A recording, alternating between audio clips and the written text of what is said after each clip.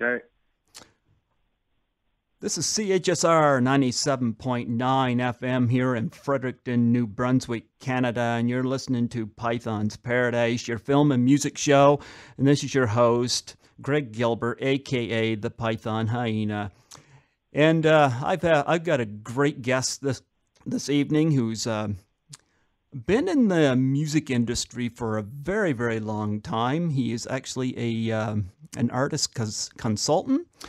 And I've had one of his artists on the show here last year, and his name is Mike Gormley. Hello, Mike. Hi, how's everybody out there? Well, everybody is just me in here right now. I got the studio all to myself. I think I scared them all away. I'm sorry to hear that. Are you lonely? No, not at all. I prefer it this way. All right, great. So you're from up here in Canada, huh? I'm from Ottawa, yes. Long time ago, but that's where I started. You miss it? Yeah, I miss Canada in general, and get back as often as I can. And I've only got a couple of friends and a couple of cousins left in Ottawa, but I still like to get back to that city. It's been about 2.5 years since I was last there, so I'm due for another visit. You don't miss our winters, though, right? No, I visit Ottawa in May and September. Good choices. Good choices. Right. Well, I miss the cold, and I miss the heat and the humidity that way. Oh, there you go. Yeah. Well, before we get to the music, I want to first express my gratitude that you hooked me up with Lisa Langlois last year. Yeah, I'm happy to do that. She's a great person to talk to, isn't she? Yeah, I've been a fan of hers for over 30 years. Like, I saw Class of 1984, wasn't when it was released, but not long after. And she stood out, and I never forgot her. So, and I definitely, again, I appreciated her doing the Doubtfire Face Challenge too. I actually made a couple of donations to the Single Mom Planet to show my gratitude.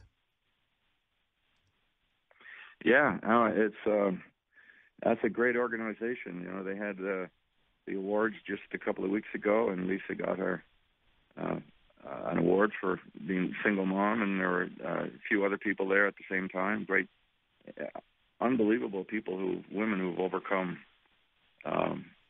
great difficulty. And some of the stories I heard made me, I don't know if the word's embarrassed or upset that I was a man, because the way some of these men treat their families is pretty disgusting. I agree. Luckily, there's no single moms out there because of me. Yeah. No, I've been burned a lot of times, so I avoid relationships altogether. But nonetheless, I appreciated her doing the Doubtfire Face Challenge for suicide depression, and that was great. I put that video up on my YouTube page, and it gained over 500 hits within a week. Wow. Yeah, it just proves my point. Once you get people in the industry involved, people notice. Because when I did my video, it's got like 70 hits within a month, but I'm also not in the industry, But she's right now, hers has got almost 700 hits. Like, it's about very, very close to 700 hits. So I'm very appreciative of her doing that. And she had said she'll come on here for my birthday in July. So I'm looking forward to that. Fantastic. Yeah. Yeah. But anyway, I remember back in February, I had Ted White on here as a stunt man.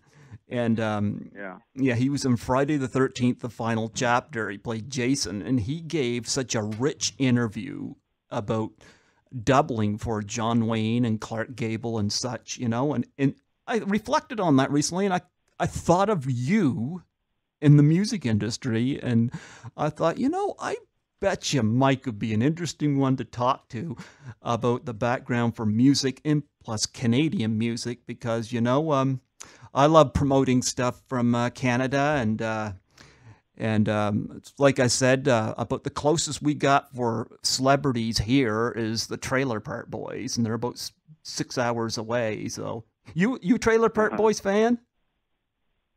Well, I know of them, but I'm not. I can't say I'm not a fan, but I can say I also am well informed there. Yeah, no, we got quite a bit of interesting talent up this way, but I would like to get your background. Like, when did you get started in this, and what are your influences, especially musically? You know, what did you like? And I'll give that to you. Well, I go back a long ways. I've been doing some sort of music literally all my life. As a child, I'd go walking around the house bashing on pots and pans. My passion, my natural connection seems to be with percussion and drums and that side of music. Um, and that's what I did. I played drums around Ottawa, and I've played in bands in Chicago and Los Angeles, and not on any high professional level, but that's my hobby, if you will. But that led me to writing about music. Primarily in the beginning, when I was in my teens, I was living in the San Francisco Bay Area, and I was going to school, and my sister lived there, and I lived with her and her family for a school year. And during that time, started writing from San Francisco for the Ottawa Journal, which is no longer around, but it was the morning newspaper at the time, or was it maybe the evening? I don't remember.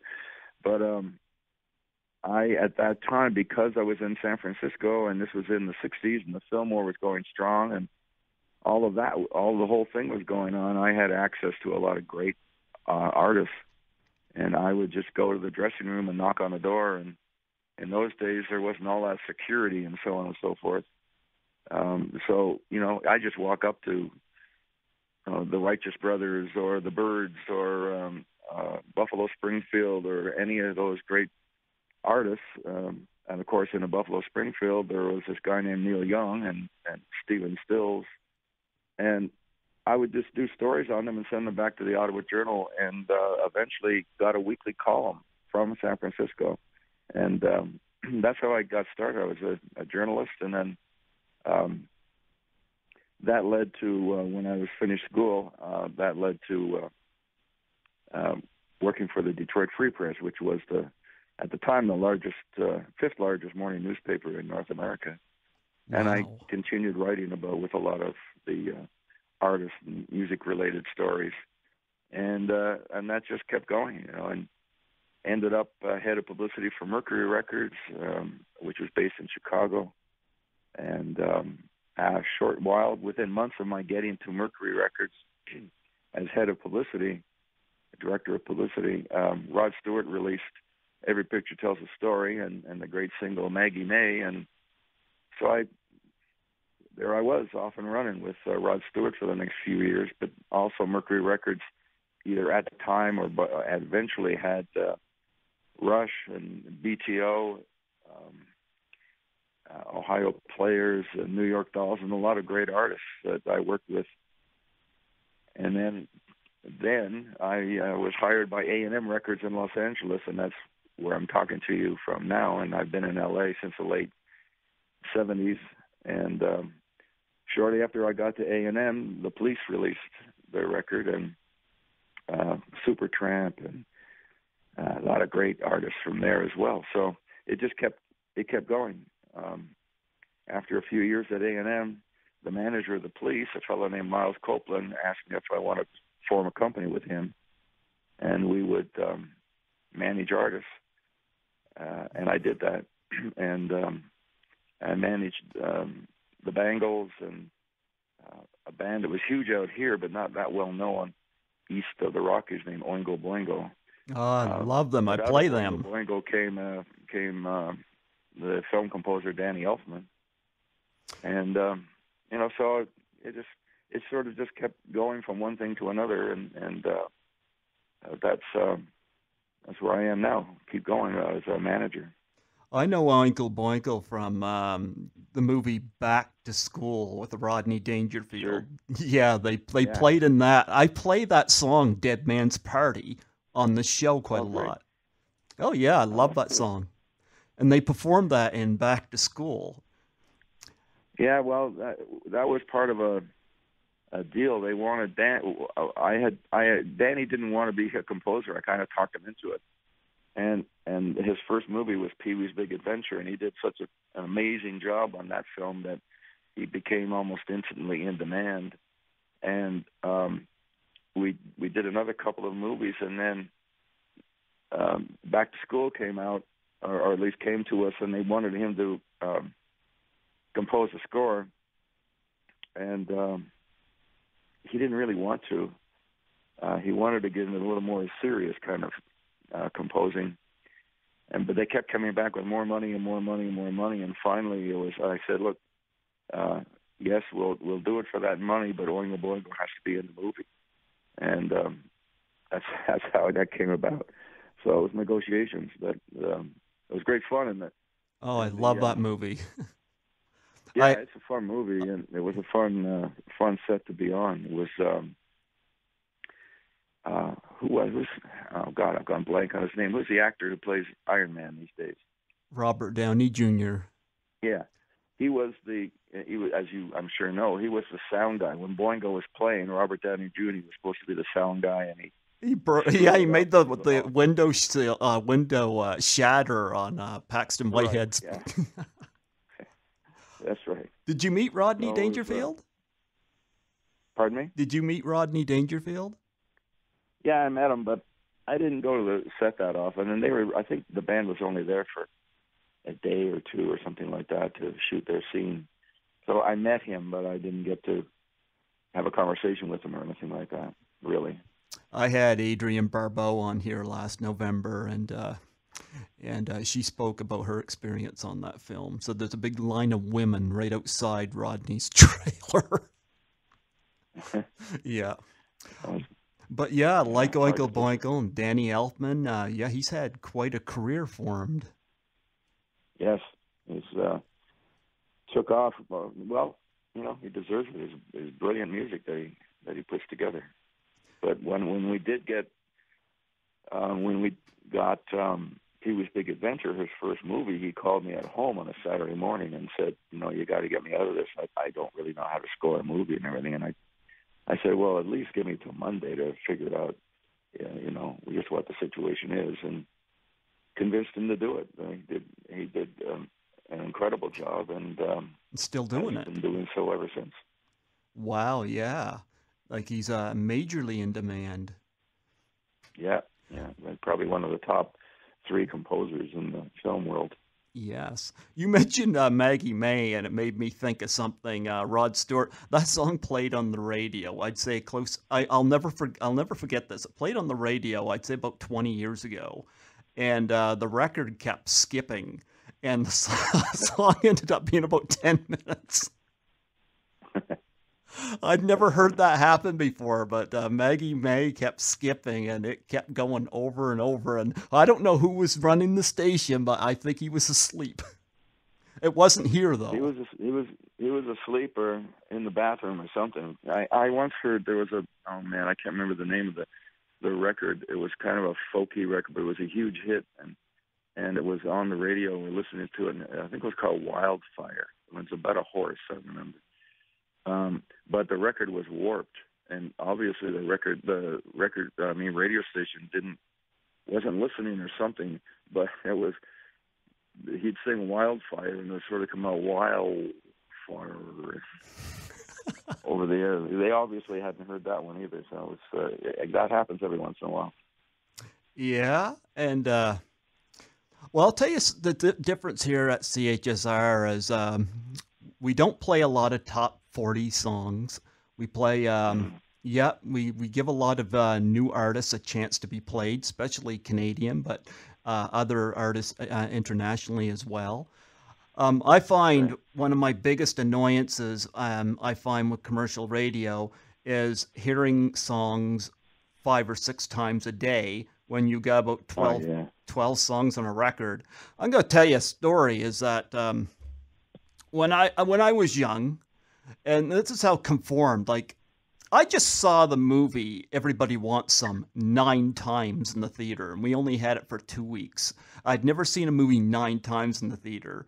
Everybody else was going to the big blockbusters, but Everybody Wants Some had all that nostalgic music to it that took me way back. And I went to it 9 times, and they were looking at me befuddled there at the theater. But the point I'm getting at, though, is that I usually go to the stuff that's not necessarily getting all the attention.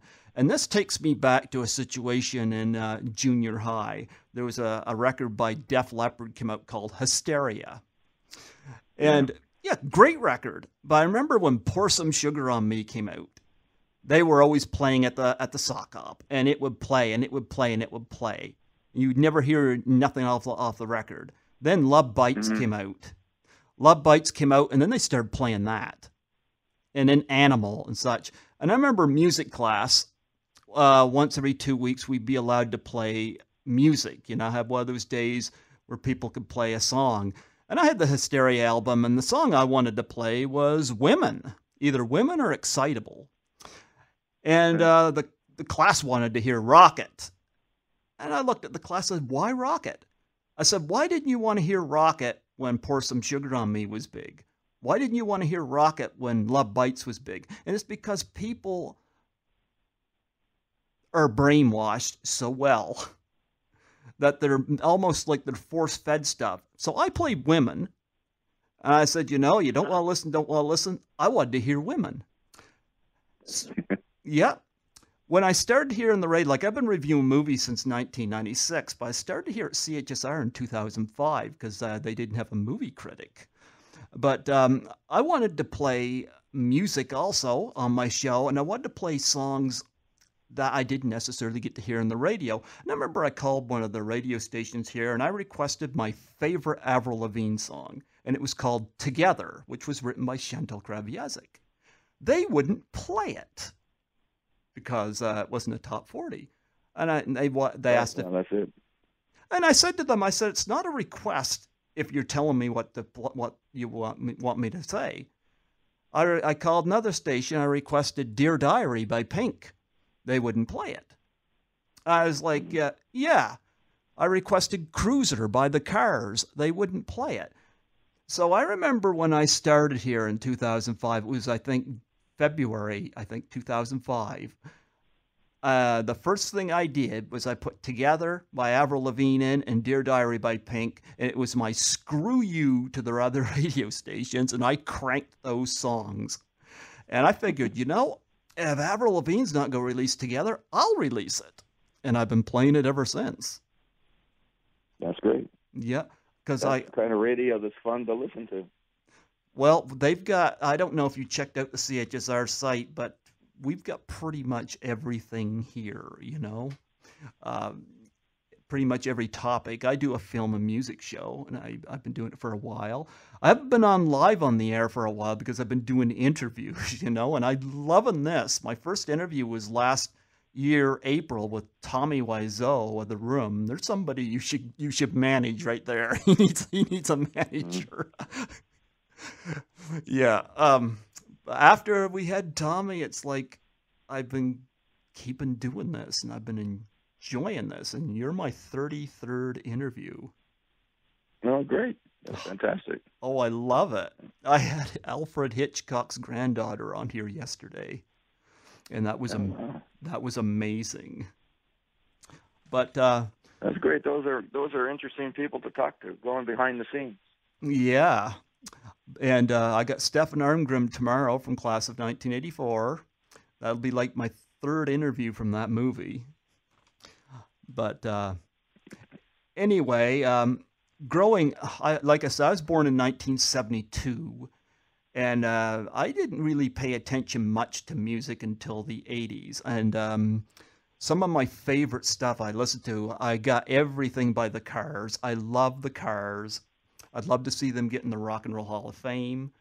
I love stuff like I still love Weird Al Yankovic. I've got everything he's done. Cyndi Lauper, I loved. Pat Benatar, Nina, who did 99 Red Balloons. That whole album is great. They only play that song, but the whole album's great. Huey Lewis and the News, all that stuff I grew up with. And you mentioned the Police, another great band, you know. What was it like working with Absolutely. them? It was great. Roxanne was their first single, and they were still in England. They hadn't been to the States yet. We hadn't met them, but that was such a great record that as a company we refused to give up. Radio stations would not play it at first because the radio stations they were considered at the time new wave, and radio stations were refusing to play new wave. No logical reason, but that's what they were thinking. And but we just kept going after it. I don't know how many times we re-released that record. Now it's a standard, but at the time we couldn't get it on the air. But we finally did. It didn't become a massive hit, but it introduced them and it got them over to tour. And there was such high-level musicianship in that band, and writing, and of course Sting just singing the way he did and looking the way he did and everything. There was, in my opinion, they just couldn't be stopped, and they were always great to work with. There was never an argument. They worked hard. They worked harder than anybody I've ever seen. In fact, I many years ago had a conversation with Sting about that period of time when an artist is starting to get some traction and starting to get noticed by the public. And once that starts, your life is not your own for the next 2 years or so. You have to just delve into all the marketing and all the promotion and all the touring and all the interviews and everything. You have to really stay at it. And then once you get onto a certain level, as the Police did after a couple of years, you could then kind of dictate and control your career a little more. But for that roughly 2-year period when things are really taking off, you got to go with it, or you may miss your chance. I think Sting lost a marriage during that time. Oh, that's sad. When I first met him in Los Angeles, he had his wife was with him, and she had a little baby in her arms. And subsequently they were divorced, and Sting married Trudy, who he's been married to now for so long. But it's difficult to deal with family life or any other kind of life when your career starts taking off. And that's probably true not just with artists. It's probably true with, executives and in the corporations or whatever. If things really start clicking, you've got to devote so much time to it that other things get put aside. And that's very difficult to deal with, of course. Yeah, I think the Police is a great band. Roxanne, great song. The Material World, that is a great song, another favorite of mine. Yeah. They've done a lot of great stuff. You say they're from England. That's where the Smiths is from too, right? Yes, that's an English band, another favorite of mine too, the Smiths. I love the Smiths. What's your favorite Smiths song? Oh, I don't know. I always have trouble when asked about a favorite song because I generally don't have one. If I like a band, I like what they do. And I don't normally have one song that jumps out. I mean, I can't pick one song from the Police catalog, and I can't pick one song from bands that I really like. I just never been able to.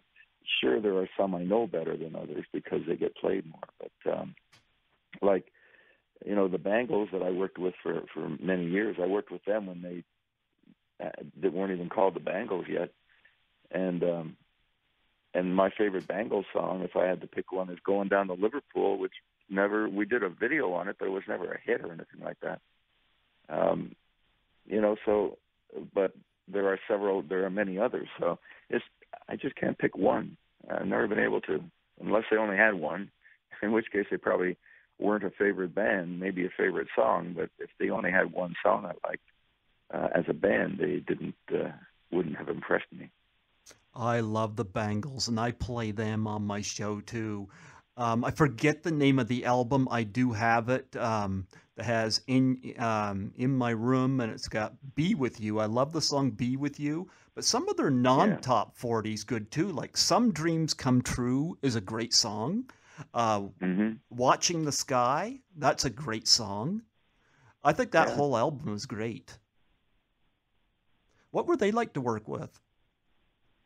They were great to work with in many ways until just before they broke up. They were under a lot of pressure, and they were tired, and they just needed a break, and they were kind of cranky at that point. I guess we all were. And then when they decided to go their separate ways, eventually everything calmed down, and they got to be friends again. And still, in fact, I heard they're going to do some touring this fall. Oh, nice. But I haven't talked to.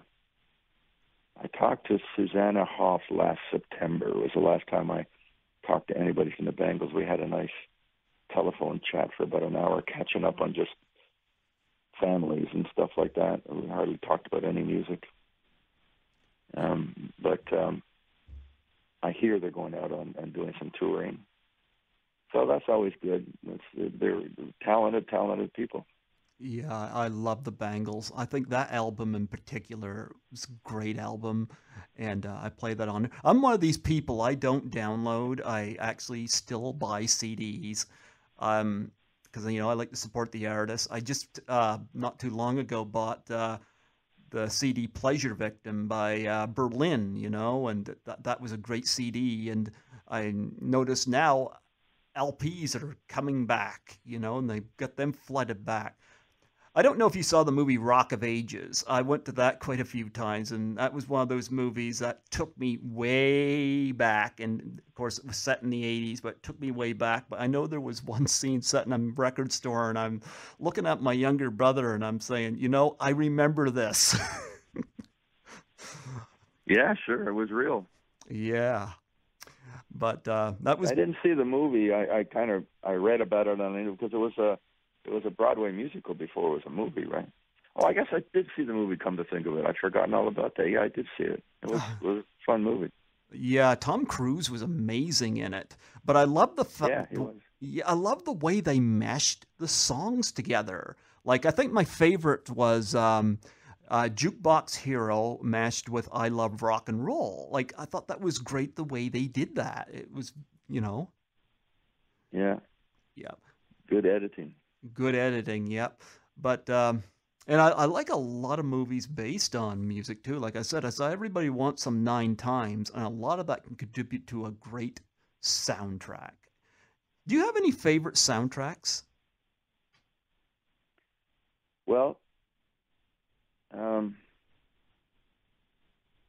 you mean the score, or you mean songs from a movie? Yeah, songs from a movie, like a soundtrack album. Like for me, Saturday Night Fever was one of the definite great soundtracks.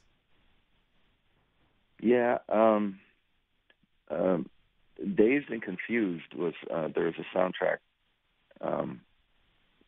that was on what and man, they had three or four. They had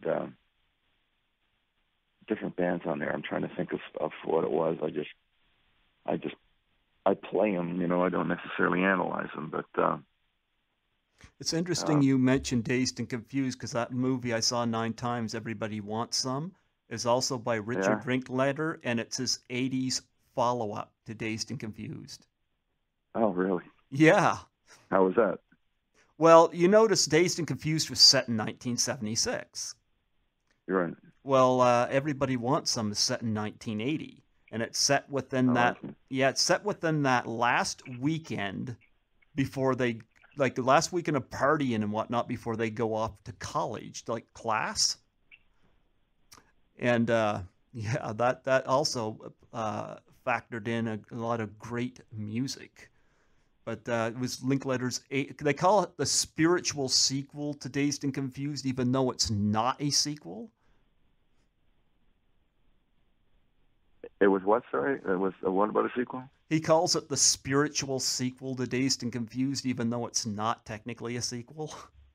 No, it's not. Yeah, Yeah, it was. spiritually it is. That's what he means.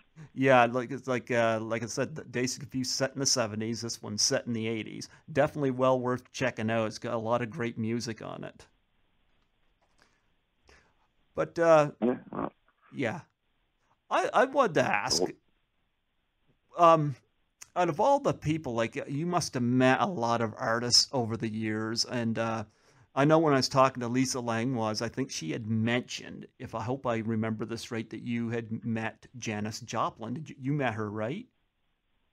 yes, I did. I did a story on her for the Detroit Free Press, and so the result was that I spent a couple of weekends uh, around the Detroit area.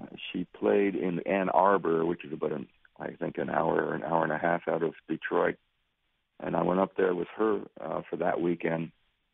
And then the following weekend, she went to New York to do the Ed Sullivan Show, I believe, or some TV show.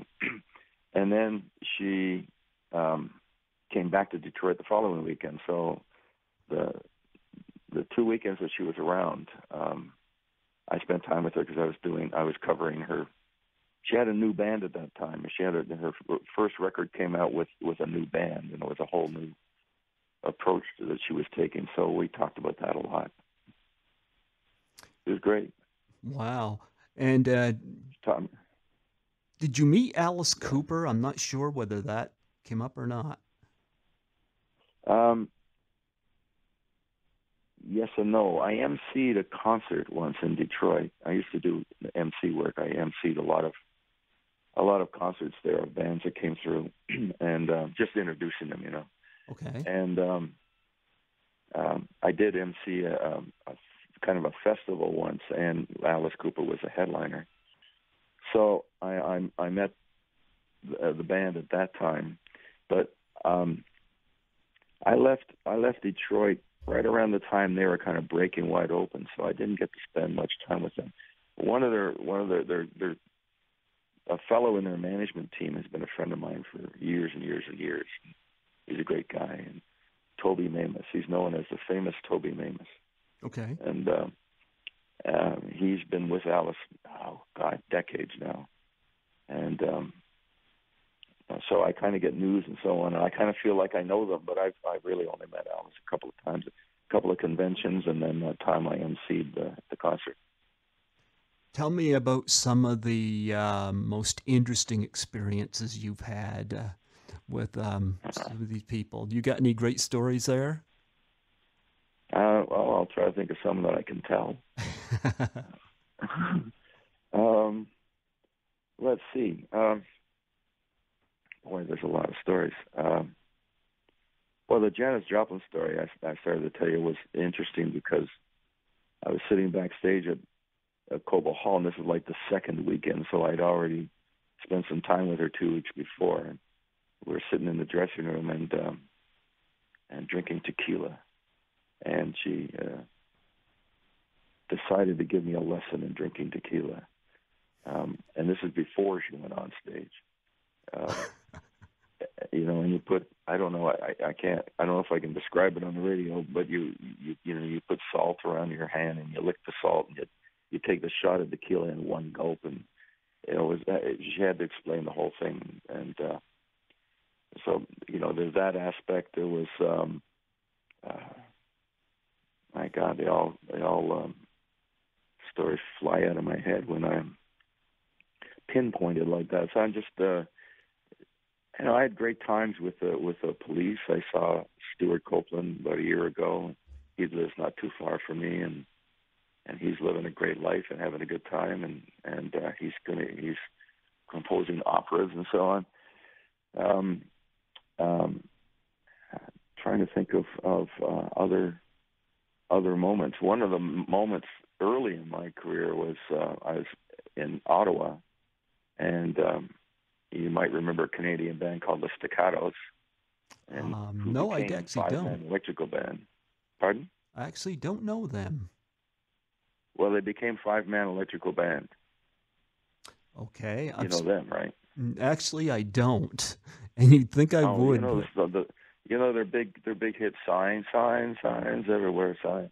Yes, I do know that. Yes. Okay, well, that's five-man electrical band, but before that they were called the Staccatos, and they're from Ottawa.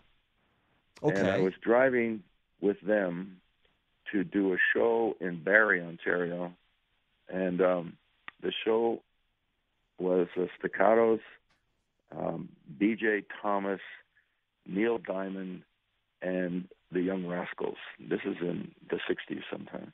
Okay. And there was a huge thunderstorm, and the next morning the Rascals were driving to Toronto. I think they were. I'm not sure where they were going, but their van got stuck in the mud, so a bunch of us were helping them push the van out of the mud, and of course there was mud flying everywhere. And in the middle of this, some guy from was up in the hotel, and he yelled down, "Hey, you guys!" And we looked up, and he yelled to the Young Rascals, "Your song Groovin' just hit #1 in the States." And we're standing there covered in mud, you know. And I'm just thinking, well, welcome to showbiz. They got the #1 record in North America, and we're standing here covered in mud. And so there's a lesson in there. So yeah. You know, so just different stories like that would happen down the line. I don't know if you're familiar with an English band called Uriah Heep from the 70s. But they ended up doing very, very well. And there was a hotel in Seattle where you could fish out the window of your hotel. Okay. You were allowed to. You'd fish out the window, and because the bay was right, the hotel was right up against the bay. It kind of was over the bay, and you'd fish out the window. Well, the drummer for Uriah Heep caught about 6 fish, and I went into his room, and the bathtub was full of these fish that were just flopping all over the place. You know, just these things just sort of happen along the way, and you don't think of them as stories until you sit down and start talking with people, and then the stories start coming out. Different things on the road. The parties with Rod Stewart and the Faces were always great parties. He was great to work with. He was a pretty straight ahead, professional guy who worked really, really hard at his craft and has done so ever since. And those days, in the early days, he was, you know, later on he got into sort of a disco thing and went really, really pop. But in the earlier days on that album, Every Picture Tells a Story, there are great like folk songs and blues songs and different interpretations of original songs that as a songwriter, he was highly respected. He was highly respected by a lot of big journalists and so on at the time. And later on, he went disco, and everybody got a little upset with him. But look at him; he's doing headlining in Las Vegas, and he's 70-some years old. So you know he must have done something right. I always respected these bands that are still going. The Rolling Stones, still going. AC/DC is one of my favorite bands, and I felt so bad recently here that Brian Johnson had to pull out because of some hearing loss. But they were a band that lost their lead singer, Bon Scott, and then he came into play, and wow, they've been one of the greats. And I like these artists that keep on going, you know? Yeah, absolutely. And, you know, there's a lot of artists that aren't big stadium headliners that keep on going, too. There's a lot of musicians out there that are they're doing okay. They're not becoming millionaires or whatever, but they have not given up their craft. I'm working with a fellow named Ian Matthews. And Ian Matthews was a English guy. He was a founding member of a group called Fairport Convention. And in the 60s in England, they were huge. In fact, they're so big that to this day, there's an annual festival based on Fairport Convention that takes place in England. And Ian was in that band. And then he had his own band called Matthew Southern Comfort that had a huge hit with Joni Mitchell's Woodstock. And he had his own hit later on. He had quite a career. He's an amazing singer, amazing songwriter. And he just finished a quick American tour. He's back touring Europe. He's coming back to the States in September. You know what I mean? He's not playing big stadiums, but there's a lot of guys like Ian Matthews whose craft has continued on and whose talents continue on. And I think they should be supported too. There's you can name a lot of them that are still going, and it's fantastic that they are, and still in good shape. A lot of them are still in good shape. So. Yes, I agree with you, and I wouldn't be surprised if we had any of his stuff here at the station. I haven't looked over the stuff because I usually bring my own CDs whenever I do a live show, but yeah, we play a lot of these bands that might not necessarily get airplay elsewhere, but they get their foot in the door with us, and we get CDs here. Well, I got to send you some new stuff then. There's a band out of Dallas I'm working with, 18 years old, and they're playing psych rock, and they're called Moonwaves, and it's very strong material. They just played their first headline date in Dallas a few weeks ago and did very, very well, and they're young, but they're professional. There's a lot of good stuff I love stations like your station where at least they're willing to take a listen to something new. Yes, we would play them too. I'll send it over to you. Sure, we would definitely play that. One of the things I want to do, I got a list here. I want to talk about some Canadian music. I got a list of some current but some past musicians, and I'm going to fire some names out and give me your thoughts. I hope I know them all. Okay, the first one, Chantal Kraviazik. Yes. Well, that's a great songwriter right there, right? One of the most interesting things I ever saw in concert, I saw her at the Playhouse here in Fredericton, and I'd never seen this done before, but she sat in the front of the stage with just her guitar, and she did not have a microphone. The microphone she had set aside, and she sang one of her songs, and you could hear her just as plain as if she had a microphone, and she was amazing. She was the real deal. Well, it takes real talent to do that. She's got that. She does. I have a lot of respect for her. When I did the Doubtfire Challenge, I actually had a Chantal Kraviazik T-shirt on that I bought at her concert. Next one up. All right. Speaking of Chantal, Our Lady Peace. Boy, I haven't heard that name for a while. Are they still going? I think so. I know Ray Maida is married to Chantal. I like their song, The Birdman. I love that song. I play that on here quite a lot. Yeah, my younger brother introduced me to Our Lady Peace, and I think they're a great band. Yes, that's absolutely. They don't get down here. I haven't heard them being roaming around California very much there, so I guess I assumed they weren't around, but I hope they still are. It's the kind of band that should keep on going. Oh, yeah. Well, Ray Maida opened for Chantal when she performed here, so yeah. Next one I know is a guy that you're familiar with, Bryan Adams. Yeah, no kidding. Yeah. I was at A&M, he was at A&M, but he hadn't yet. But when I left A&M to form the management company, after that, Brian's career took off. But I used to see him in around A&M when he was down here and, getting ready to launch, if you will. And I was always very happy because he was the nicest guy. And I've heard that from other people. I've heard that from fans. I have a friend who once wandered into a music store, and over in the corner was Bryan Adams trying out a new guitar, and just sat and talked with this fan, and that's not often you come across somebody who can just be himself after the kind of success that he has had and is having. I mean, he still tours all the time. One of my favorite Canadian albums is the Reckless album.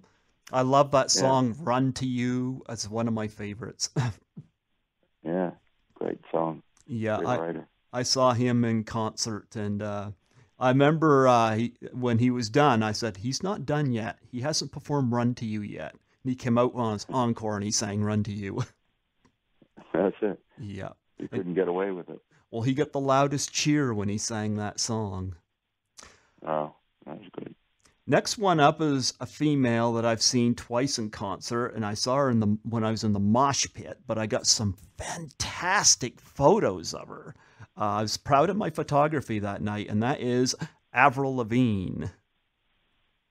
I know her music, but I think I saw her open for somebody many years ago, like when she was just, I think she'd had the hit and was getting going, but excuse me, but I haven't followed her career a whole lot, I have to admit. And she got a bad rap for a while there, I think, of being kind of cutesy pop, but she's lasted, hasn't she? She's proven herself to be a real artist. Well, she put on a good concert. My favorite song she did was on her second album. It was called Together, and it was written by Chantal Kreviazuk. I recommend that song strongly, and it was a song they didn't release, but it's one that I play here. I'll tell you, I would never work for a commercial radio station if they didn't let me play that song. Yeah. I love that song. Well, I got a feeling from what you tell me you don't like commercial radio stations anyway. So. Well, I like satellite radio, but I remember I was at work one day, and I like Kid Rock, and I like All Summer Long, but it played 5 times during the run of the day, and it was like, okay, enough, Yeah. Yeah. That's why it's called Top 40. I mean, it should be Top 10 because that's about all they play are 10 records on their playlist. It used to be it's called Top 40 because back in the 50s and 60s, their playlist was 40 songs, and now they've cut that down to 10 or 12 or something. I've forgotten the exact number, but they play them over and over and over again, and it still works. Not necessarily musically, but it still works as a, people became stars. But they had a survey a number of years ago where if you had to hear a song 39 times before you knew the artist. If you when it was playing on the radio, you didn't necessarily know who it was until you'd heard it 39 times. That sounds like an awful lot of airplay, but according to the survey, you wouldn't have. I mean, after a while, you get to know them, but in the beginning, you wouldn't know who it was until you'd heard it that many times. Well, here at CHSR, we're allowed to play one top 40, per show. Only 10% can be top 40, and I kind of like that deal, because it allows other songs to get a chance to be played. Now, moving on the list, I mentioned, of course, earlier Lisa Langlois and class of 1984. So I got to ask you about Teenage Head. Are you familiar with them?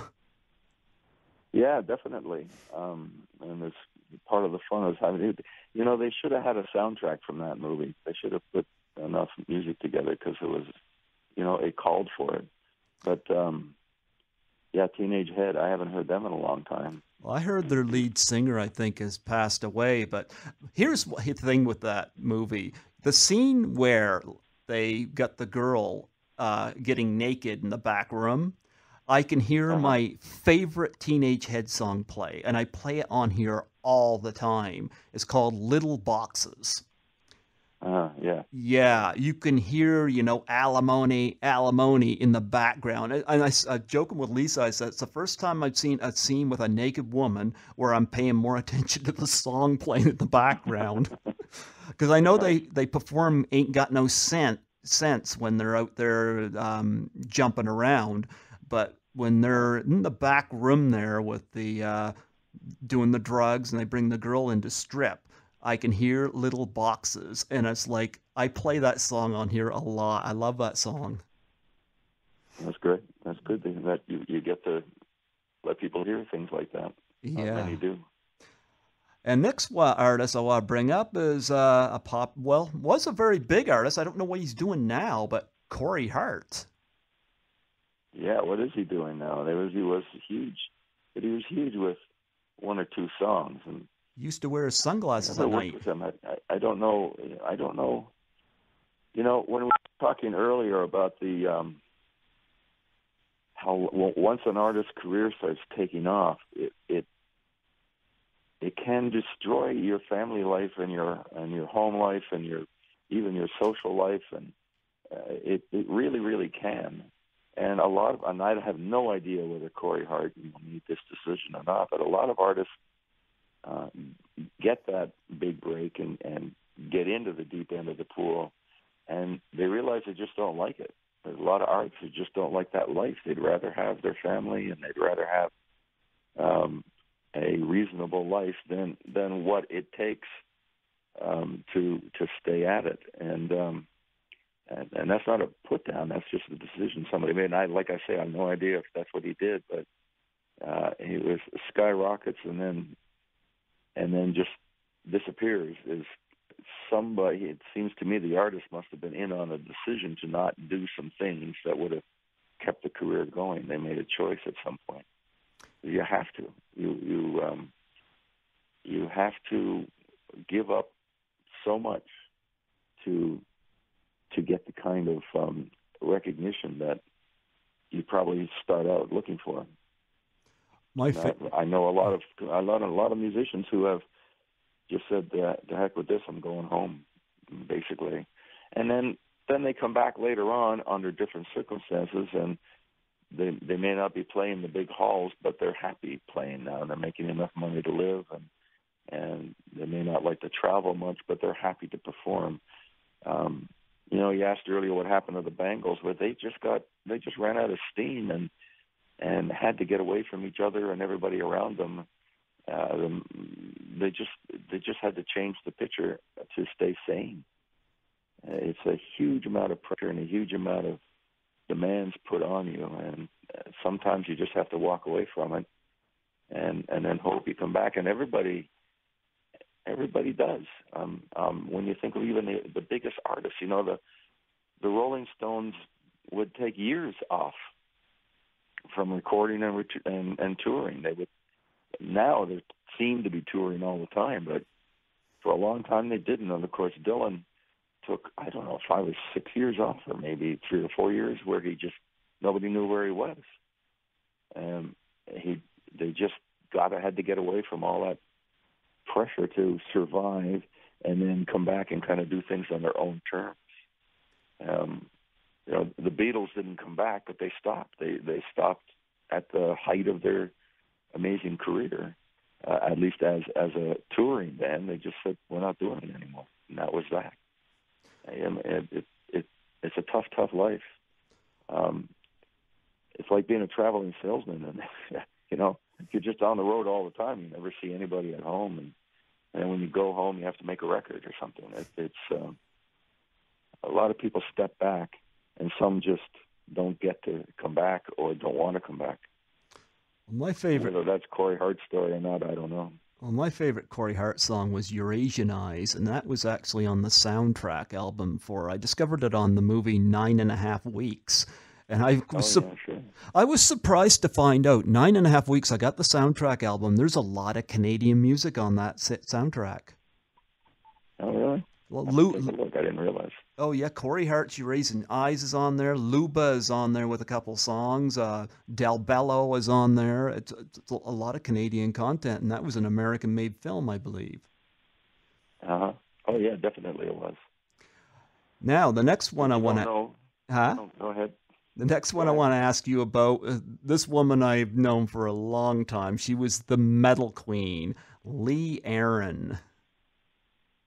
I don't know Lee Aaron. You don't know Lee Aaron? No. a Canadian artist? Yeah, she did a huge song in the 80s. I think it was 1984. It was called Metal Queen. Really? Yeah. Oh, well, if she's listening, I'm sorry, but I hadn't. That's a new name to me. Lee Aaron. Yeah, Lee Aaron. Yeah, I would YouTube Metal Queen. That is a great song. Yeah, yeah, wow. I'm surprised you don't know who she is. No, I hadn't heard that name before. I guess in the 80s, I was in L.A., and I was swept up in all the stuff that was going on. I evidently missed that one. Okay. Well, the next band I think you've heard of. I had one person ask me, because I was born in 1972, and I had somebody ask me, do you remember much from the 70s? And of course I don't, because I was so young. But one thing I do remember is a song called We're Here for a Good Time, Not a Long Time. Trooper, whom I saw in concert. Yeah. I've never seen them in concert, but that's a legendary band for sure. Yes. Here's a guy who I think is a heck of a guitar player. Kim Mitchell. Yeah. Any comments? From what was his first band? His first band was on Mercury. What was it? I don't know. I know he did Rockland Wonderland and Easy to Tame, and yeah. But he came out of a really good band, and they were affiliated at that time in some way with Rush. Oh, Rush is a great band. Yeah, definitely. But I'm wondering if Kim Mitchell was on. I can't think of the name of the band, but maybe he was on Rush's label they had at the time or something. There seemed to be some connection there. But he had I don't remember the name of the cut, but he had one cut that started off with the sound of what seemed like a B-52 bomber or something. It just roared, and that was the beginning of the song. And it just took off. Pardon the pun. It just took off from there. I can't remember the name of the track, but it was on this album, and I believe it was on Mercury Records. It would have been some, early mid-'70s, something like that. Wow. I might even still have it somewhere. Okay. Well, here's a woman that I have seen in concert. I took some good pictures of her as well. Biff Naked. You familiar with Biff Naked? Definitely with the name, and not so much with the music, unfortunately. But I did certainly know the name. What I didn't realize was that Biff Naked was Canadian. Oh, she's Canadian. She did a song called Rich and Filthy, which I play on here a lot. And she did Starman and stuff like that. Yeah, I saw her when she performed here too. I think I was like 4 rows back, so I got a very good look at her. A lot of tattoos on her. Another Canadian band I saw at the Playhouse was the Northern Pikes. Yeah. It's a great band. They still get together every once in a while, I believe. When I saw them at the Playhouse, the guitarist got off the stage and his guitar cord draped over my shoulder.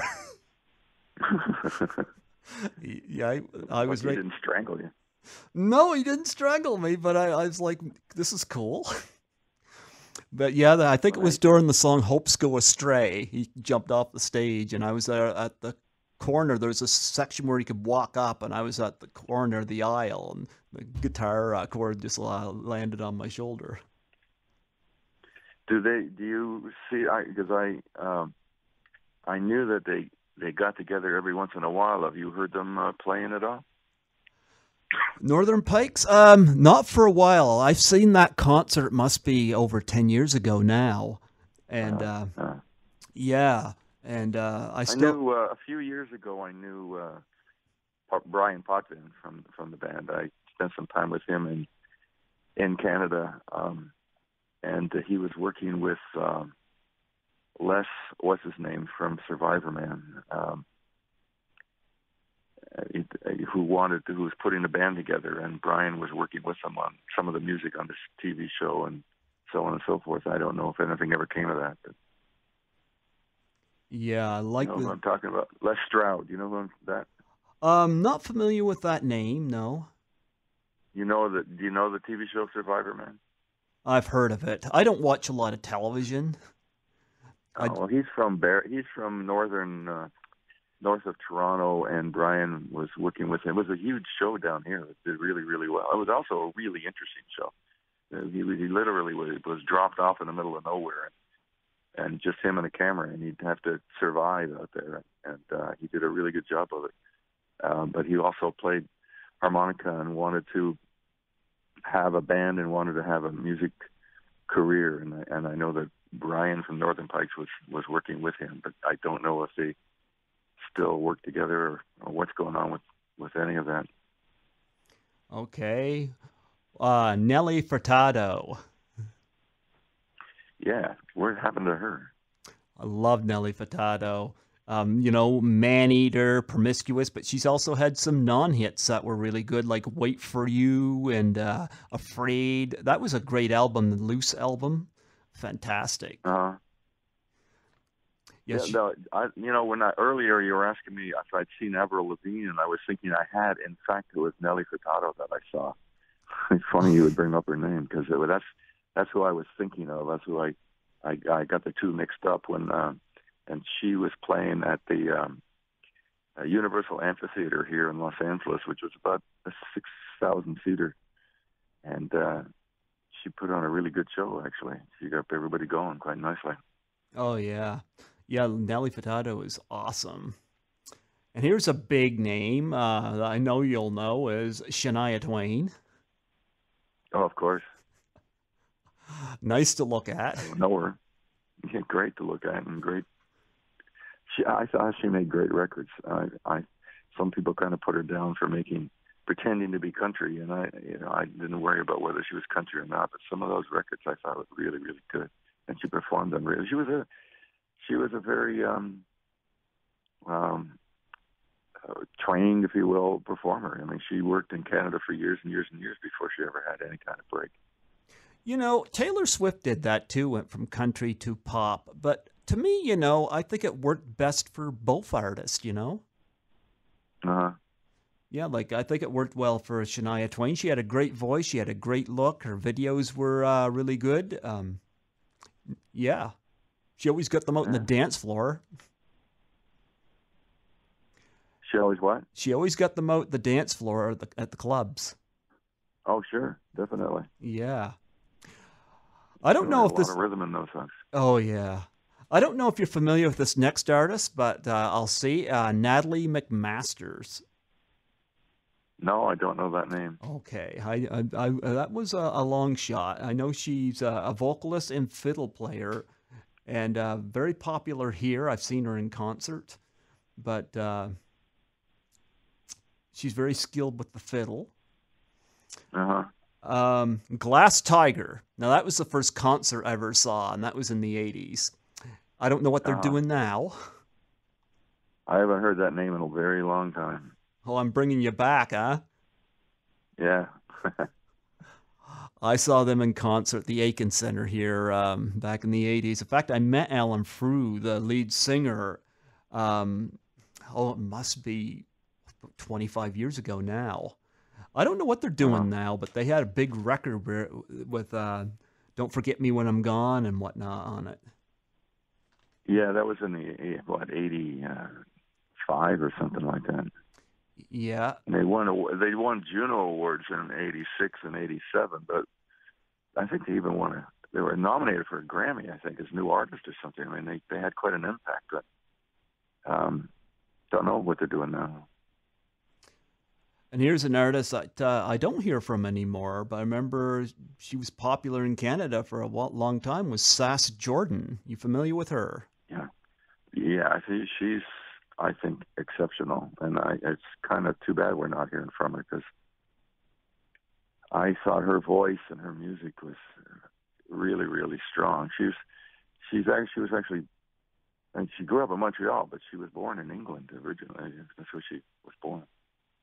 Yeah, it's just like Alana Miles, you don't hear from anymore. It's kind of sad. They kind of dropped off the map or something. Yeah. Well, a long time ago, she was on Canadian Idol, right? But maybe haven't heard from her since then. Wow. And the last name I got on the list, my French teacher hated this artist, which made me like this artist all the more. When I was in high school, my French teacher hated this artist. But I'm sure Lisa will like this artist because this is a French artist. But I love playing her music. Mitsu. Well, I've heard that name, but I don't know much about Mitsu. Mitsu sang Bye Bye Mon Cowboy and La Corrida and stuff like that. I don't speak any French, but well, anyway, is he Quebecois? That's his home base? I don't know. All I know was they used to have the video shows on, and they'd play Mitsu, and I brought the name up. I remember in my grade 10, I brought it up to my French teacher, and he just gave me this look like he just ate something sour. But yeah, Mitsu was quite the showman, but she did a lot of French songs, but to me they sounded good, so I play them.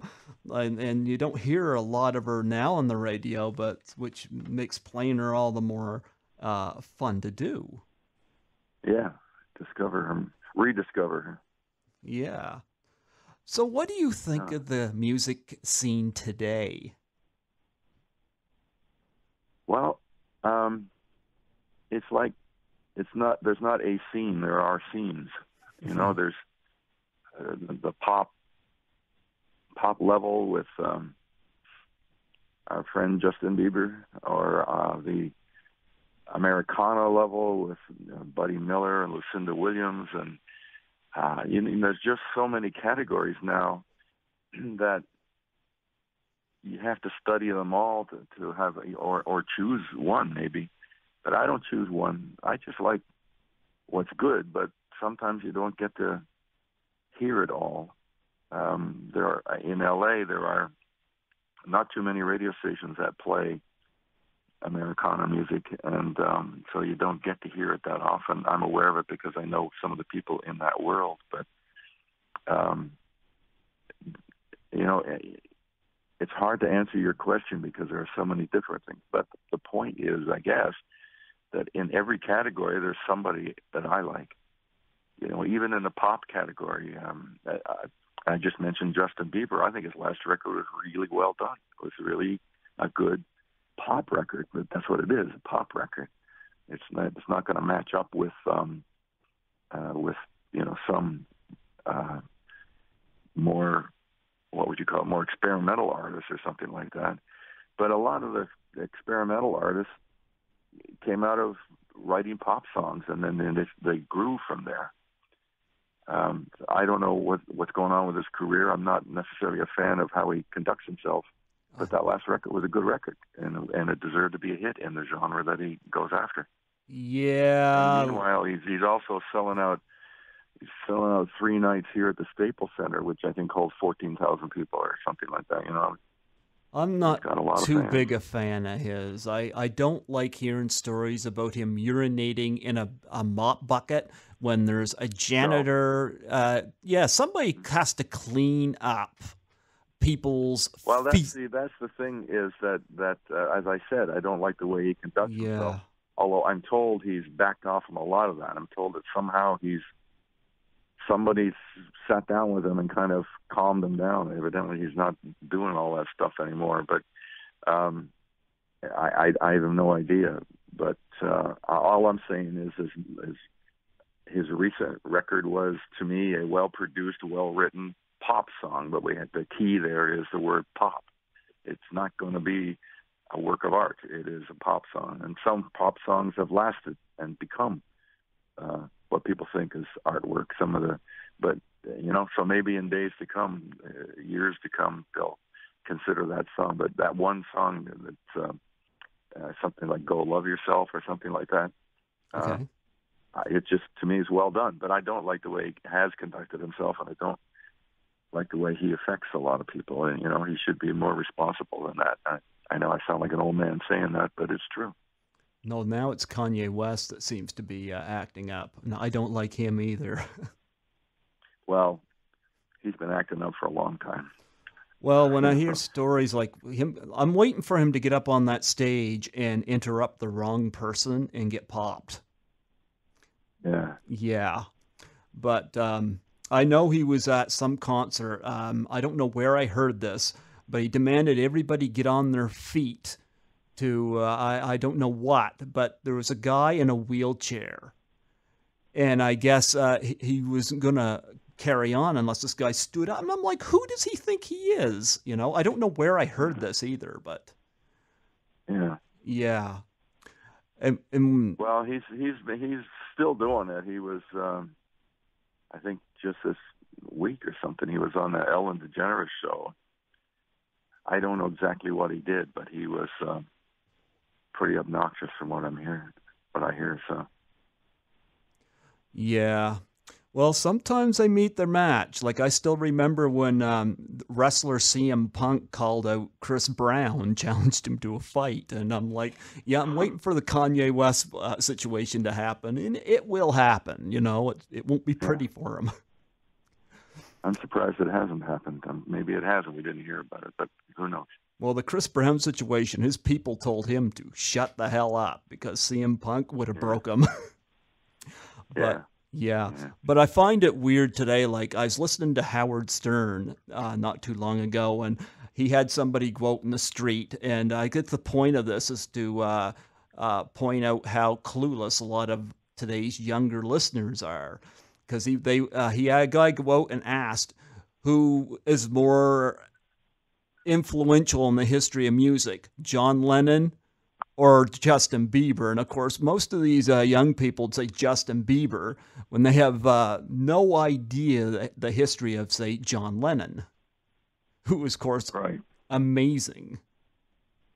Of course he was. Yeah. Well, you know, that's just the way it's going to be. You know, in time, people who are listening to Justin Bieber were born long after John Lennon died. You know, and they may hear the name John Lennon. Like when I was growing up, I heard the name Bing Crosby. You know, I knew the name Bing Crosby. I knew what he sounded like, but it didn't interest me at all. But I was aware of him. They're probably aware of John Lennon, but he just doesn't speak to them. That's not what they're about. And that happens generation after generation. I don't think there's much you can do about it. Yeah. The brighter ones will investigate John Lennon and will investigate. You know, I mentioned this band in Dallas to you, the Moonways. And, yes. They're 18 years old, but their favorite band is Jefferson Airplane. Oh, great band. Yeah. So, yeah. You know, they're out there. They're out there. White Rabbit and Somebody to Love and... Yeah, I think of that when I think of Jefferson Airplane. I think of that movie Fear and Loathing in Las Vegas because both those songs are featured in it. Yeah. Yep. That was a great band. That was a band that had pop hits, but also were very experimental. And their first album, to me, is still one of the best albums. It just is a great album mixed with different types of music that stands the test of time. Wow. I also heard, too, in addition to Lisa, you manage Ronnie Cox as well, right? Yes, I did. I worked with him for about 10 years, mostly in his music world, not as an actor that much. It's interesting because I read up on you, and I'm like, right now I'm having a hard time picturing him because I don't think he had many starring roles, but I know I've reviewed him in some movies, and I did not. Yeah. His first movie was Deliverance. Oh, yeah. And it was him and Burt Reynolds and John Voight and Ned Beatty. That came out the year I was born.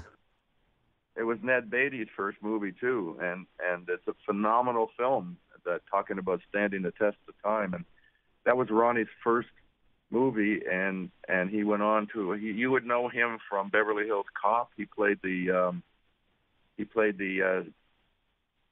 captain that was sending Eddie Murphy back to Detroit. Okay. You know, he's a really, really good actor, and but he's also a folk singer, and he pays more attention to his music nowadays than he does he turns down roles all the time.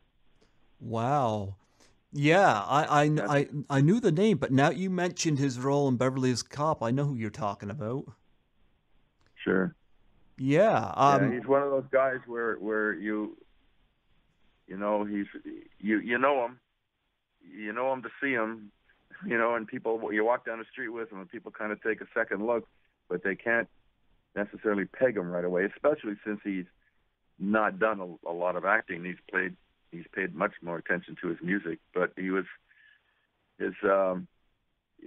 Deliverance. He was in some great TV shows over time, Cop Rock at St. Elsewhere, but he's a guy who also in Deliverance. He's the one who plays dueling banjos with the young kid who's he's playing a banjo and Ronnie's playing guitar, and back and forth with that kid. So he's the one that dies. Yes, he did. He died. He got drowned. Oh, okay, I know who you're talking about. Yeah. Okay. Yeah, Ed O'Neill was in that film too, who played Al Bundy. He's there at the end of it. Oh, really? Yeah. Yeah, he's there at the end of it, one of the cops, I believe. But okay, I know who you're talking about. Yeah, he didn't make it to the end. No, he didn't.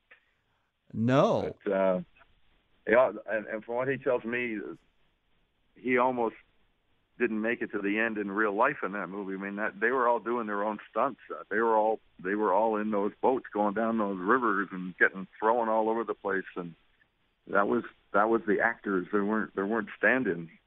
Oh man. Yeah. I think it was John Voight. He said almost drowned when a boat hit a rock and sent him flying, and he sounded like a pretty rough way to make a movie. But what a movie! I got to see it. In fact, I got to see it on the big screen about 3 or 4 years ago when there was I don't know, 40th anniversary or 45th, whatever it was. But it would have been it would have been 40 because it came out the same year I was born. I'm going to be 44 in July. Okay, so it was the 40th anniversary, and at Warner Brothers here on the lot in L.A., they brought Burt Reynolds, Ned Beatty, John Voight, and Ronnie Cox together, and they had a big celebration and a whole big press day, and then we all went and watched the movie on a big screen, which I'd never seen on a big screen. I'd only seen it on TV or whatever, and so I enjoyed it so much more. So I got to see the movie with, I guess there were about, 1,000 people in that theater, but 4 of them were the stars of the show. Wow. Yeah, that was something else. It kind of reminds me too, because Juliette Lewis has recently, she was a big actress, but she's also branched into music, and now that's her first love as well. And I play her music on the show as well. Have you heard Juliette Lewis sing? No, I haven't. Oh, she's got a great CD. I don't know how many CDs. I got the Terra Incognita album, but I first heard her sing in the movie Strange Days with Ralph Fiennes, and it was a Catherine Bigelow sci-fi film, and she does a song in it, and it was one of my favorite moments in the film. So that was where I first learned that she could sing, but now that's what she's doing now, mainly touring and doing records. No idea. Well, there's a lot. Well, talking about Lisa Langlois, she says so many actors want to be musicians, and so many musicians want to be actors, and it just seems to be the way it goes. But that's Johnny Depp came out to L.A. as a musician. He came out to be a rock star, and he ended up a movie star. And what a movie star! He's done so many great roles. Yeah. I haven't seen The Slugger's Wife, but I know Lisa, she sings in that film, does she? Yeah, she sings 4 songs produced by Quincy Jones. How good a singer is Lisa? She's good.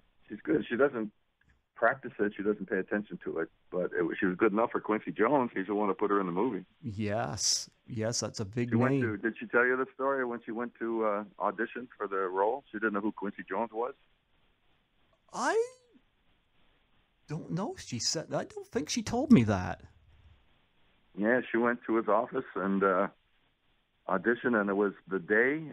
Evidently, it was the day that Michael Jackson's album Thriller was nominated for so many Grammys, and Quincy Jones had just been informed of that, and she came in and auditioned, and it was Neil Simon, Slugger's wife, and so, but he's the one who picked her to sing 4 songs, and so that's a pretty good, I think, pretty good person to accept you as a singer. So I don't hear her sing that much, but he did, and he liked her. So, I gotta ask, what's your favorite movie she was in? Now, for me, it's Class of 1984. I loved her as Patsy, but there's a really cool little movie she did. It's not horror genre. It's what's it got? It's got the word. I'll think of it, but it's got the word summer in it. Summer 11. And yeah, and it's not. It didn't get wide distribution or anything like that. But she plays a homeless mother who's trying to get back on her feet, and she does a great job. It's a really interesting movie, and it was directed by a guy named Joe Kell, who is also Canadian. Yeah, he was in Class of '84 as well, I believe. Yeah, he was. Yeah, the guy. He also worked with her in Deadly Eyes. That's right. Yeah, he did. Yeah, he's still a friend of hers. Through her, I've met him 2 or 3 times. He's a great guy. Yeah, at some point I got to reach out to him for an interview, but I've been getting interviews. I can't believe I'm doing this. I never thought that I would be doing these interviews. Like it just feels like I'm asleep and having a really nice dream, Like I've been a fan of Lisa's for over 30 years, and wow. It's like to be able to like have her call my cell about the Doubtfire Face thing. Like I was like, wow, I feel blessed, and I've got a lot of these people on face. Like I discovered Leslie Donaldson through Lisa, and I just watched the movie Curtains last week for the first time, and I loved it. And that was shot in Canada, and I sent Leslie a little message saying, I love this movie. It was much more stylish than I thought it was going to be, Mm-hmm. Yeah, but yeah, I know. I wanted to ask you though, getting away from the music, what are some of your favorite movies? Since I'm a movie critic. My favorite movie, I have a lot, but my favorite movie off the top of my head is Blow Up. Great movie. It was out before you were born, but it was, there was something about that movie, not only the fact that the Yardbirds are in it with Jeff Beck playing guitar with Jimmy Page, but I don't know, there's something about that movie I've always liked. It was somewhat of a commercial success, but it also to me was approached in a very artistic way. And there are scenes in the middle of that movie where there is I don't want to give away the plot. I've seen it. Yeah, that's true. But in the middle, when the murder takes place and he's taking pictures when they're in that park. Yeah. The use of sound, they didn't play any music. All you heard were trees rustling in the breeze, but it added so much to that thing. I thought it was just brilliant. That's been a favorite of mine since the day it came out. Oh, that's a great... You know what? I'm working on trying to get an interview from that movie, and it's funny. I didn't know this person was in that movie. I'm working on trying to get Jillian Hills on here, and I discovered her because I was looking to get somebody on from A Clockwork Orange, and she played one of Oh the yeah. she played one of the lollipop girls in the record store that he ends up taking back to his flat and having sex with in that fast motion scene. And she was the blonde. And when I looked her up and I found her, I discovered she was also in Blow Up. And I was like, I got to get her on. And I've made contact through Facebook with somebody representing her on here. And I know she does music, but I'm hoping I get her because, I mean, Clockwork Orange, Blow Up, that would be a great interview. Huh.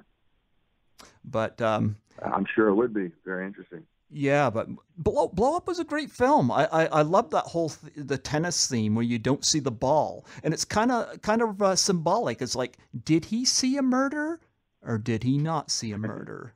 You know? Yeah, exactly. Yeah, that is a great movie. Michelangelo and Antonioni did that film, and yeah, and David Hemmings, of course, no longer with us, but went on to do Deep Red for Dario Argento, and he worked with Lisa Langlois, I think, in Blood Relatives, which unfortunately I haven't been able to see, but I'd like to see that film. Well, she talks about him very, very highly. She liked working with him a lot. Yeah, but no, that is a great movie. You know what? I wanted to say, you know, before I close off, you know, I really appreciate you coming on to talk to me. I hope this was a fun interview for you. Oh yeah, I loved it.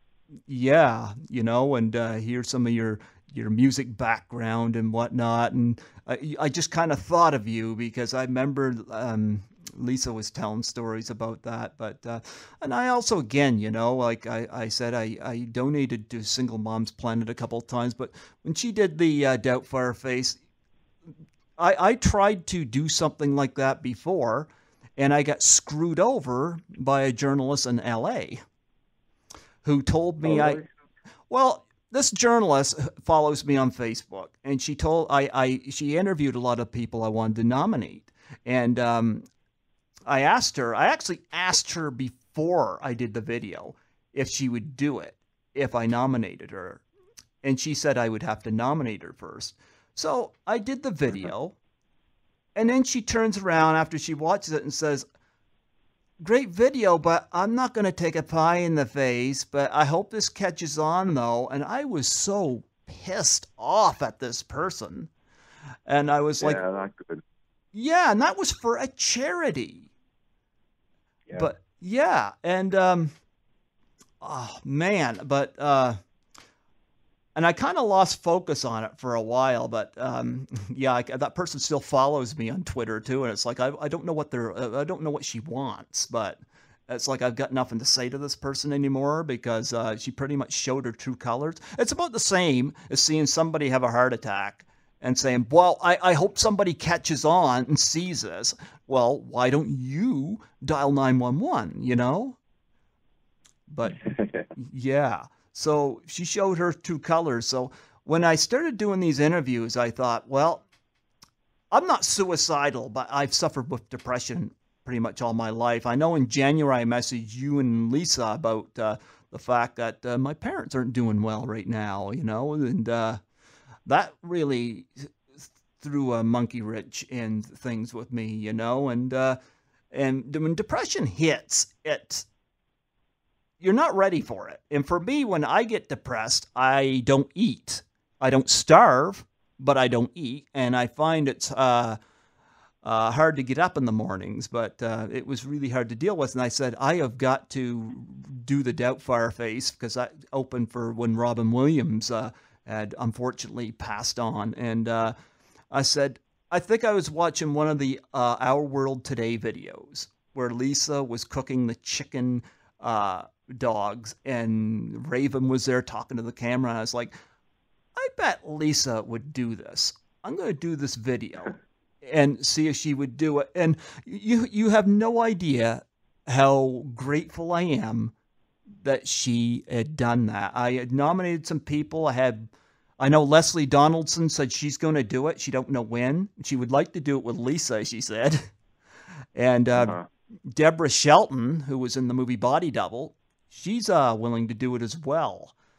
But and you know the one that Lisa did, yeah, the one that she sent you. yeah, You know who the cameraman was? you. Absolutely. Yeah, she said that she called me. Like I visited a friend of mine, and I guess she had called while I was driving. I had my radio up so loud, and Yeah.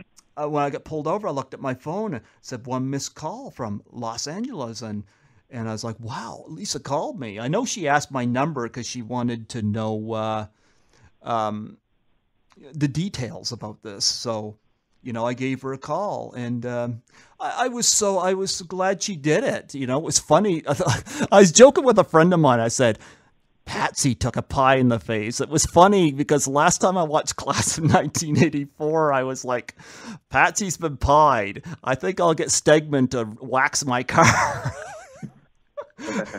I was like, gee, they should have me teaching that class, But No kidding. yeah, But details. yeah. Was it fun? Was that fun to see her do that? Yeah, it was. It was her son who was throwing a pie in her face, and he didn't just throw it in her face, as you saw. He sort of wiped it all over her hair and the back of her head and everything. It was, but everybody laughed. It was a good time. You know what? Good for a good cause as well. Yeah, well, you know what? When I did mine, you can tell with my video, I don't have much experience in front of the camera. And my video was like 8 minutes long. I loved hers. It was right to the point. It was 40 seconds, right to the point. And she had so much gusto behind it. And she's great on the camera. And here's some things I noticed. She asked me some pointers, but there's not a whole lot I can give her. But number one, when her son pied her, you could tell they had a loving relationship because, he was just getting into that. And that, like me, when I got pied, I just bought a pie. I didn't use whipped cream or anything, but it doesn't, because it was less messy when I did it. But it wouldn't matter if somebody rubs it in your hair, it don't matter. And at the end, she goes, suicide depression challenge, prevention, and she goes, go for it. And I like that when she stuck her finger in her mouth to lick some of it there. It was a nice comedic tie-in at the end of it. So hers was perfect. And I hope she does do the American one. That one there, she did Canadians, but she said she's thinking about doing one for Americans. So yeah. Well, she'll get around to it. Yeah, and I think she said she's going to do it with Our World Today as well eventually. But I do hope Leslie Donaldson shoots out there, because Leslie said she didn't know when she was going to do it, but she said she's definitely going to do it. Well, we'll get after her. Oh yeah, I love Leslie too. She's got a good, wicked sense of humor. So I send her a lot of Big Lebowski posts on Facebook, but she smiles with her eyes. Oh, that's cool. Yeah, well, I've noticed that. Well, yeah, in her pictures, her eyes just have this delightful gleam to them, So, yeah, I think Leslie, I didn't know who she was, and I got an interesting story to tell. I saw a picture on Lisa's Facebook of them together, and I think there was a comment by Leslie saying, I'm heading to Santa Monica, get ready for your auntie or something like that. And I'm looking at the pictures thinking, gee, her aunt looks kind of cute. Looks must run in that family. That's right. But I discovered, they had done a couple movies together, and I have since looked at some of Leslie's other stuff, because she did a lot of those Canadian horror films, and it's like, wow, I grew up with that, And like I said, I loved curtains, but yeah. But you don't represent Leslie, do you? No. No. She was in L.A. for a while, and I helped her out with a couple of things. But I didn't. She's not a client per se. No. Yeah. Well, we got joking because there's a petition online to try to get the Trailer Park Boys to host Saturday Night Live, and I said to Leslie, I said, when are you and Lisa gonna get on the Trailer Park Boys? She said that would be something to see. That would be. You're right. Yeah. Well, Mike, it's an honor to have you on the show today. I thank you for taking time to. You got any other music antidotes you want to share before we close off? Oh, no. I mean, I've got them. I definitely got them, but they may take a while. But no, I've just had a lot of fun over the years and been with a lot of famous people, and with also some people who are exceptionally talented, but maybe not so famous, and still got a lot of friends in a crazy industry. Yeah, and it's an industry that is not kind to its artists. The industry is built on the word industry. The business people rule it, but if you are an artist and stay with it, I don't know if you're going to get wealthy and get famous, but it's still possible to make a good living. It's not an easy living, but it's a good living. And besides, if you've got the talent, it's a shame you don't get to, get it out there for other people. Yeah. Well, yeah, but as Bill Murray said, you don't really forget fame. Try being rich, and that should solve most of your problems, Yeah, right. And I was going to say, they too. Don't necessarily have a lot of fun. Yeah. And I was going to say, too, on Lisa's webpage, she's going to eventually have a section on there where people can order pictures from her. Oh, yeah. I don't know if the website is up and running yet. I know they're very close to completion, but I don't know if it's actually available yet. I'll have to let you know when it is. Yeah, because I'm still waiting for that autographed picture. She and Antonia Franceschi are two that I've been waiting on. And I know they'll eventually get them to me, just, because I know life gets in the work. But yeah. But one thing I've noticed with a lot of the people I've interviewed is a lot of places on their website, and I don't know if you've noticed this, but they'll have a section there where there's photos, and they'll have like a price of the photo, and there's a section where you could put a dedication in. Mm. Yeah, and I think that is great, because I've ordered some stuff from people, and stuff would come to me, and we've signed to me, and I think that is a very effective way for people to do that. Plus, they earn a little extra cash, but people get a picture signed to them, so that works. All right. Well, we'll see if that comes together. Well, but anyway, yeah, it's been good talking to you, and it's good to even though I'm not there, it's nice to know I'm talking to somebody in Newfoundland. It's like Newfoundland. I love. I'm not from Newfoundland. I'm from the Maritimes.